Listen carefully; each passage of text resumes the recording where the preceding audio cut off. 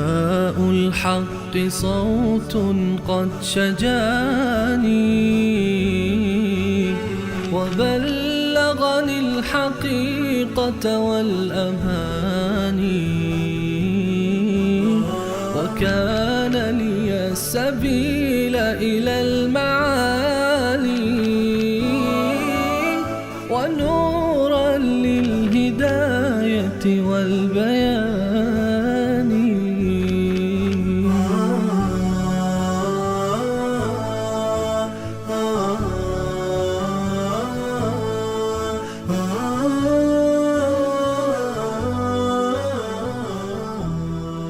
بسم الله الرحمن الرحیم. اللهم صل علی محمد و علی آل محمد كما صليت على ابراهیم و علی آل ابراهیم انك حمید مجید و بارک علی محمد و علی آل محمد كما بارکت علی ابراهیم و علی آل ابراهیم انك حمید مجید.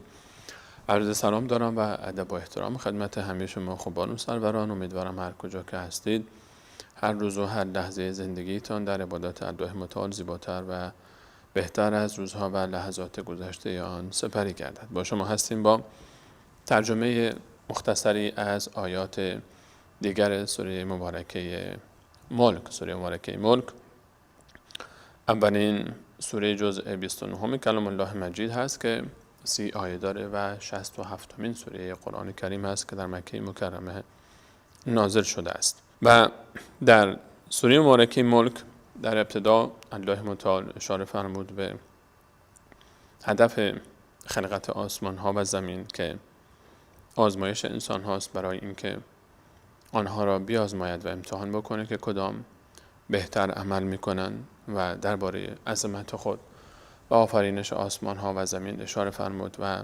سرانجام کسانی که تکذیب کردند دعوت الله متعال و رسالت الله متعال و دعوت انبیای الهی رو و درباره وعدهگاه آنها دوزخ و جهنم صحبت فرمود و اینکه چگونه اونها اعتراف میکنن به اینکه نپذیرفتن و قبول نکردن دعوتگران رو به سمت توحید و اگر میشنیدن و عقل خود را به کار میانداختن وضعیت آنها این گونه نبود و به دوزخ نمیرفتن.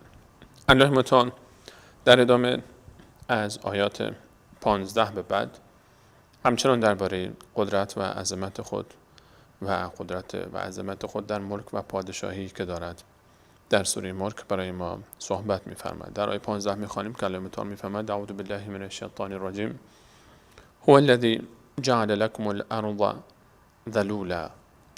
او الله متعال ذاتی است که زمین رو برای شما ذلیل گردانده. ذلولا جعل لكم الارض ذلولا، زمین رو برای شما مسخر گردانده و آماده کرده برای زندگی شما. و حقیقتا وقتی که انسان نگاه میکنه به زمین و شرایط آب و هوایی زمین و دمای زمین و آنچه که در فضای زمین هست، هوای زمین و اتمسفر و جو فضای لایه‌های اطراف زمین، که چگونه الله متعال بستر زندگی رو برای انسانها فراهم نموده در روی زمین. اگر مقداری دما گرمتر میشد یا سردتر میشد امکان نداشت اینجا زندگی بشه. و یا اگر اون لایه هایی که در اطراف زمین مثل کمربندی زمین رو فرا گرفتن نمی بودند و یا اگر شب و روز ایجاد نمی شد و یا اگر حتی ماه در کنار زمین قرار نمی گرفت و بسیاری از شگفتی ها و معجزات دیگری که انسان واقعا با تمام وجود احساس میکنه این مفهوم رو که چگونه الله متعال بستر رو برای ما فراهم کرده تا در زمین زندگی بکنیم و چگونه زمین رو مسخر کرده برای ما. هو الذی جعل لكم الارض ذلولا فامشوا فی مناکبها. حال که بستر برای شما فراهم هست در گوشه و کنار زمین، در نواحی مختلف زمین بپردازید و حرکت بکنید و طلب بکنید رزق الله متعال رو، به دنبال کار باشید، برید و تلاش بکنید. و کلوا من رزق، و از رزقی که الله متعال برای شما آماده کرده در روی زمین بخورید و استفاده بکنید. و الیه النشور، و اما فراموش نکنید که بازگشت شما به سوی الله متعال است. این آیه چقدر معنی داره، چقدر زیباست این آیه خودش به تنهایی. الله متعال میفهمد که من این زمین رو با همه عظمتش و شگفتی‌هاش برای شما آماده کردم تا زندگی بکنید. اما با این وجود که این همه شگفتی در این عالم هست، در این زمین، اینجا محل خانه اصلی شما نیست. چند صباحی اینجا هستید، نیاز به رزق و روزی دارید، برید الله متعال راه‌های مختلفی برای شما قرار داده. از آنچه رزق و روزی شما قرار میده تلاش بکنید و رازق شماست و به شما رزق و روزی میده و استفاده بکنید. اما فراموش نکنید که اینجا خانه حقیقی شما نیست. و کلوا من رزقه و الیه النشور. بخورید از رزق و روزی الله متعال، اما بازگشت شما به سمت اوست. برمیگردید به سوی الله متعال، دوباره اونجا حشر میشید پیش الله متعال. اینجا شما مسافرید، اینجا یک مسافرخانه است، خانه شما نیست.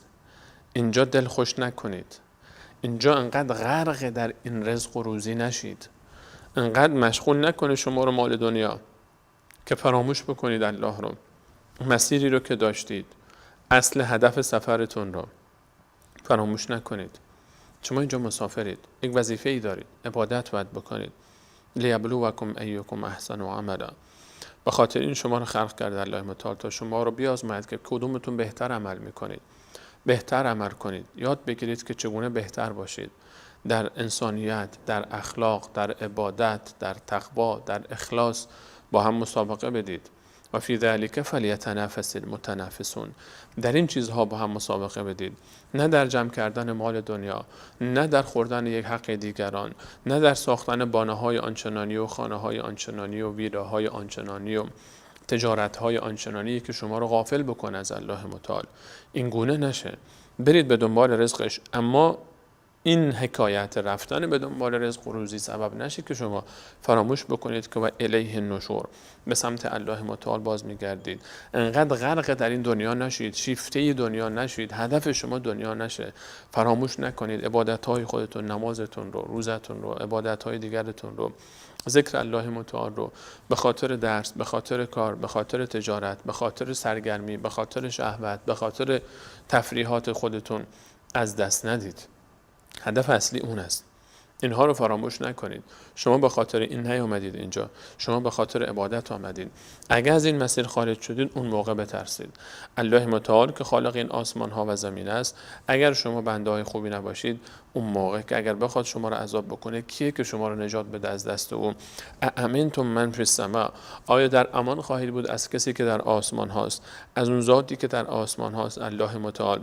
آیا در امان می‌دانید خود رو از ذاتی که در آسمان هاست؟ ایخسف بکم الارض، که شما رو به یک باره فرو ببره در زمین، زمین شما رو خسف بکنه، دهان باز بکنه، شما داخل زمین برید، دوباره زمین بچسبه به هم و شما رو دفن بکنه که حتی کسی جنازه شما رو نتونه پیدا بکنه. و هی تمور فاذا هی تمور، در زمین بعد از شما یک جنبشی هم به خودش بده و شما رو غرق بکنه در اعماق خود و شما پیدا نشید. آیا این امتحان وجود نداره؟ آیا این گونه اتفاقها نیفتاده؟ افامن اهل القرى ان یأتیهم بأسنا بیاتا و هم نائمون. آیا مردم سرزمین ها و آبادی ها در امان هستند از این که عذاب من الله متعال یک باره در شب وقتی همه خوابیدن به سراغ اونها بیاد؟ زلزله 7 ریشتری 8 ریشتری یک باره میاد شهری رو میلرزونه و همه در خوابن و میبینیم که میلیون ها هزاران در به در میشن، کشته میشن، آواره میشن و اصلا گمان نمیکردن این اتفاق بیفته. مگر این اتفاق نمیفته؟ او امن اهل القرى ان یأتیهم بأسنا ضحا و هم یلعبون. آیا در امان هستند اهل سرزمین ها و شهرها و آبادی ها که عذاب من الله متعال به یک باره وسط روز که اونها در حال سرگرمی و تفریح هستند به سراغ اونها بیاد و اونها غافل هستند؟ مگر ندیدیم این اتفاق رو؟ مگر زلزله‌ای در شرق آسیا تسونامی ایجاد نکرد و آب رو از اعماق دریا آورد و به ساحل کوبید و موجهای عظیم آمد و چند صد هزار نفر رو بلعید و رفت در کمتر از چند دقیقه؟ همین اتفاقات افتاد. او امن اهل القرى ان یأتیهم بأسنا ضحا و هم یلعبون افامنوا مکر الله. آیا از گرفت الله متعال، از عذاب الله متعال خودتون رو در امان میدانید؟ آیا اگر الله متعال بخواد من و تو رو از بین ببره، آیا مگه برای اون کاری داره؟ آیا در امان می‌دانید خودتون رو؟ امنتم من فی السما، آیا در امانی است کسی که در آسمان است، یخسف بکم الارض، زمین رو زیر پای شما باز بکنه و در اون غرق بشید، فاذا هی تمور، پس از اون یک تکانی هم به خودش بده زمین و شما گم بشید.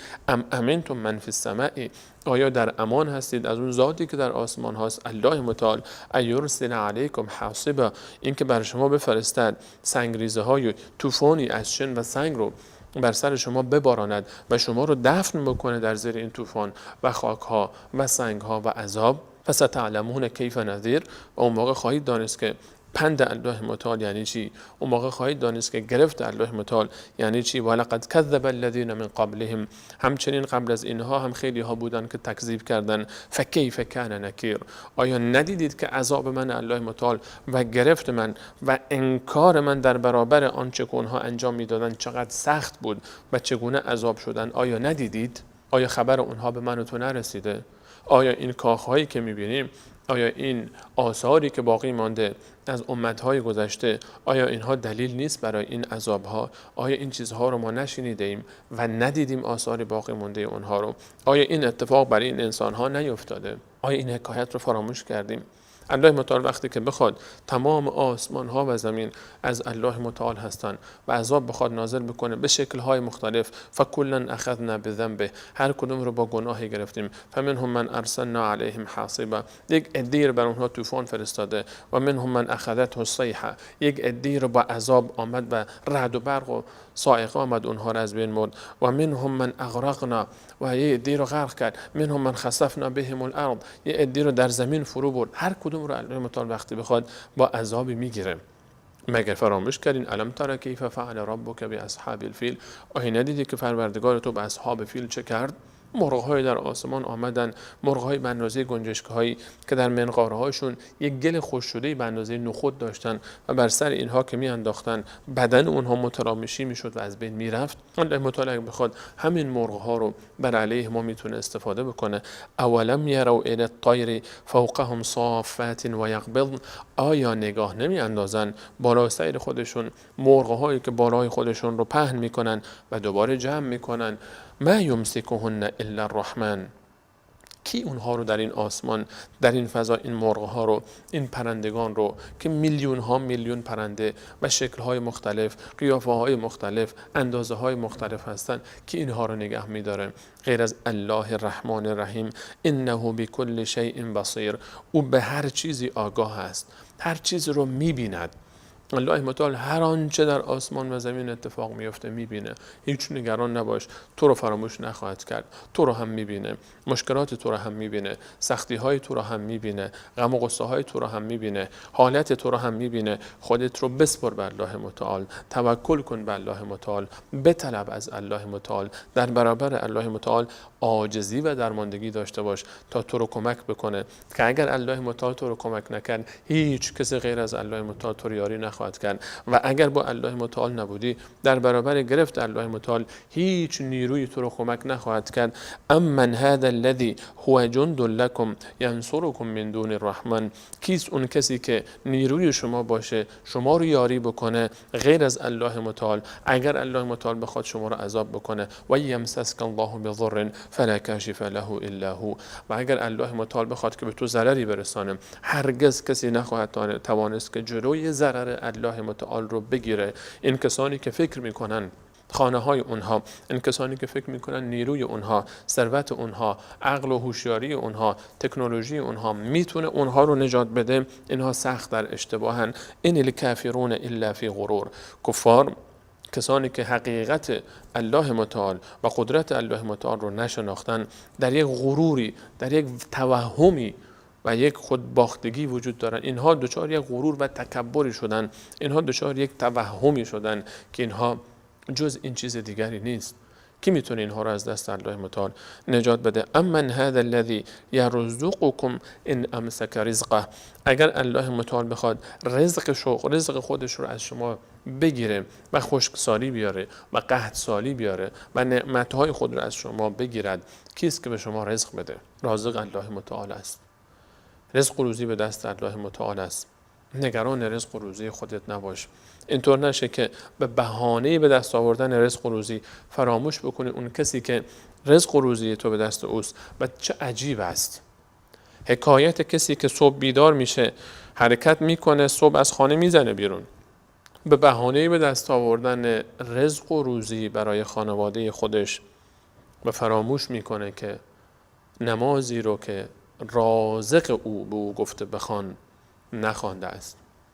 از خانه میره برای به دست آوردن رزق و روزی و حرکت میکنه و خارج میشه، اما فراموش کرده که همین رازقی که او رو گفته برو بیرون برای رزقت به او دستور داده که من رازق تو هستم و امر اهلک بالصلاة واصطبر علیها. خانواده خودت رو امر کن به نماز و خودت هم نماز بخوان. لا نسألک رزقا، من از تو رزق نمیخوام، نحن نرزقک، منم که به تو رزق میدم، تو نمازت رو بخون بعد بلند شو برو به دنبال رزق و روزی. این چه نماز، این چه رزق و روزیه، این چه تلاشیه برای رزق و روزی که تو حق رازق خودت رو فراموش کردی. اون کسی که رزق و روزی تو به دست اوست او رو فراموش کردی و حرکت میکنی، نمازش رو نمیخونی، او رو اطاعت نمیکنی، به بهانه به دست آوردن رزق و روزی نمازهای خودت رو ترک میکنی.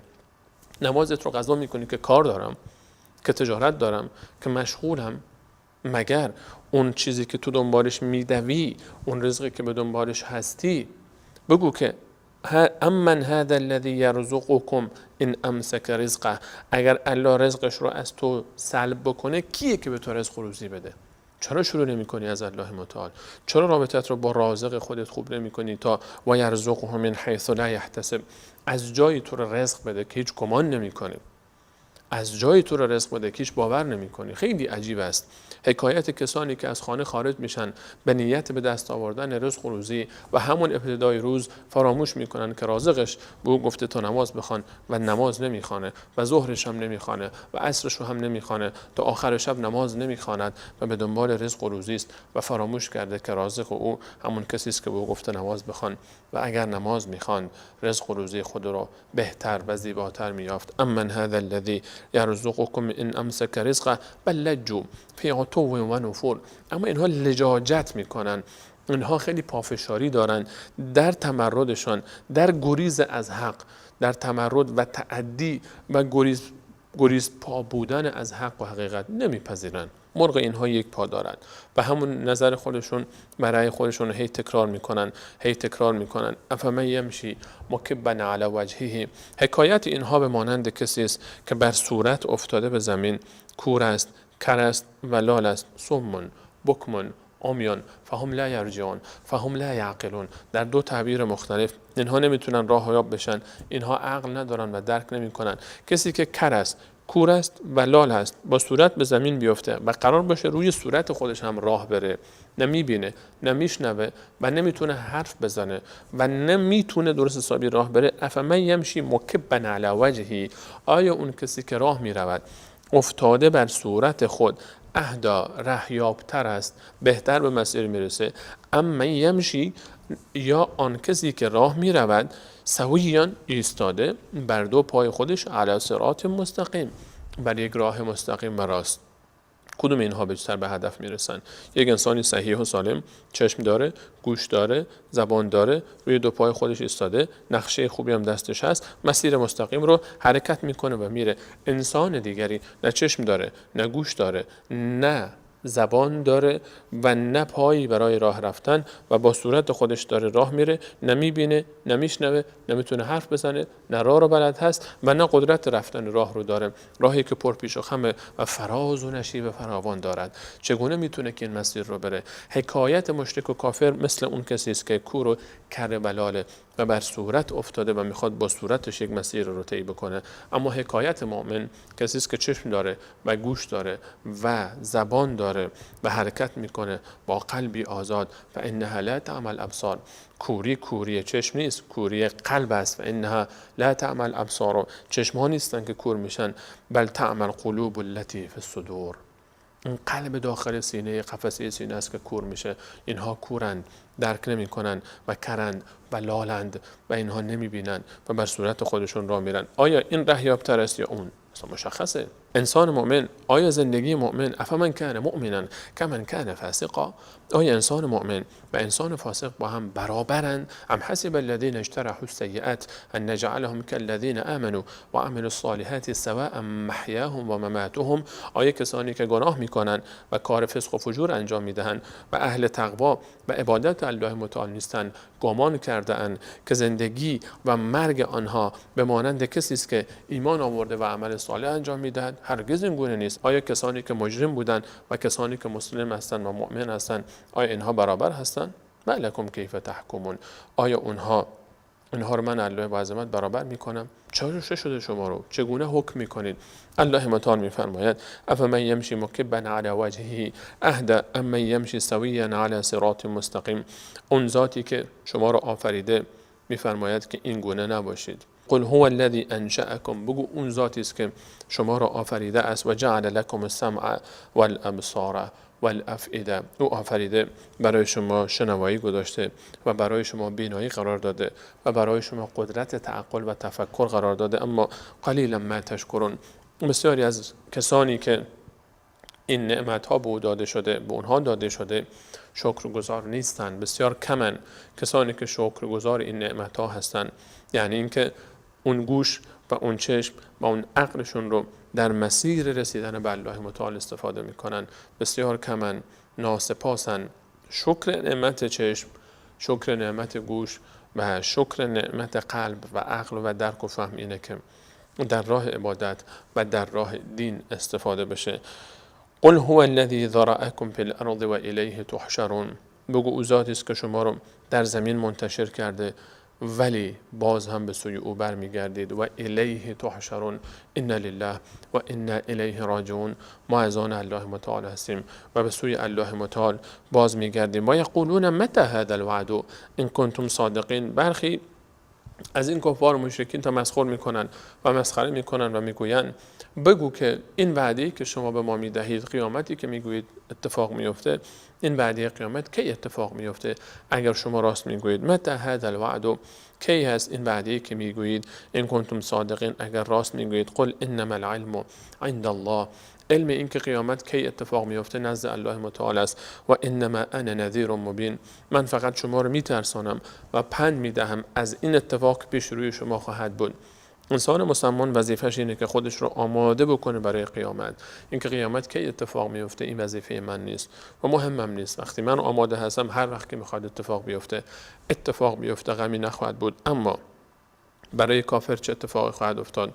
وقتی که قیامت نزدیک میشه و او رو برای خود نزدیک خواهد دید. فلما رأوه زلفة، وقتی که میبینه کافر قیامت رو با اون وعدی که بود داده شده بود، وعده عذاب رو نزدیک خود میبینه، سیئت وجوه الذین کفروا، سیاه میشه، تیره و تار میشه، در هم فشرده میشه، افسرده میشه چهره اون کسی که کافر شده بود.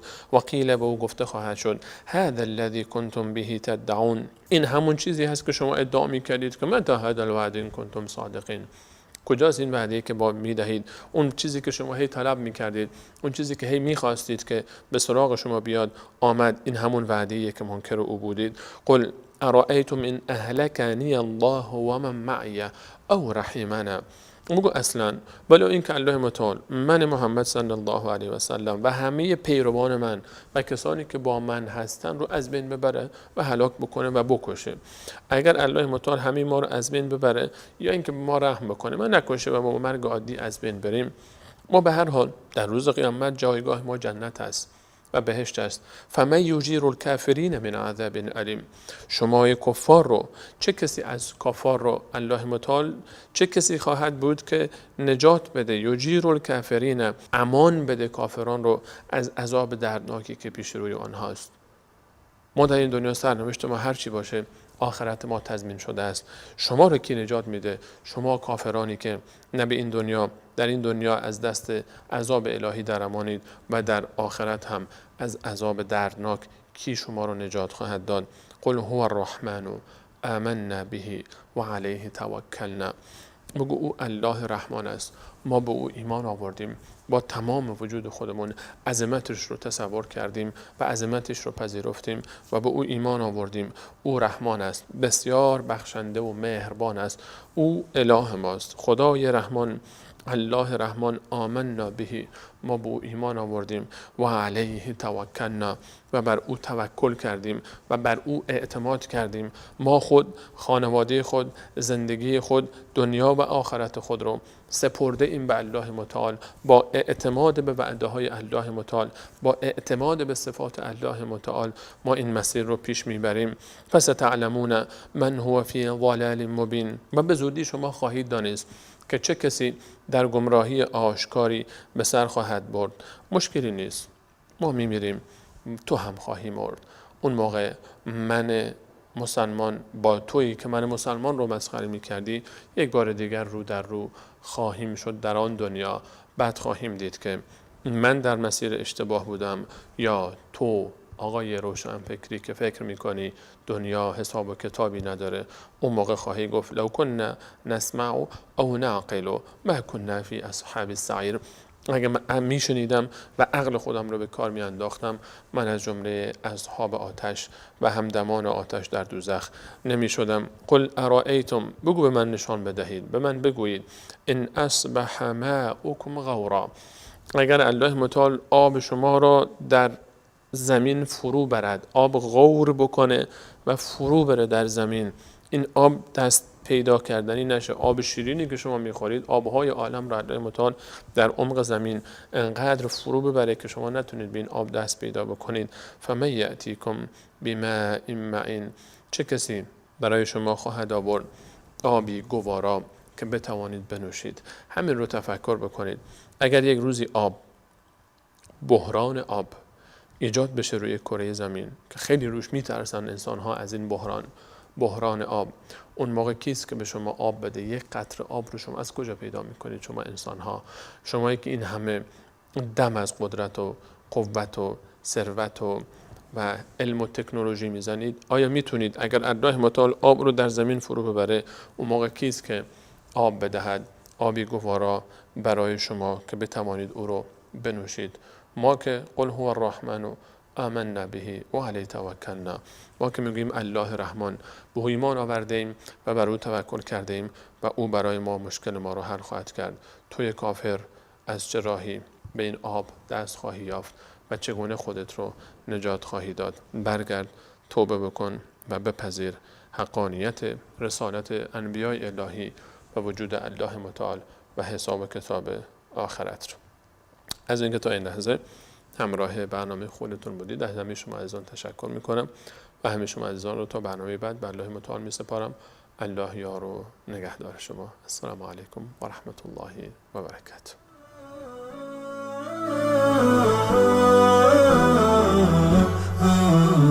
نداء الحق صوت قد شجاني وبلغني الحقيقة والأماني وكان لي السبيل إلى المعاني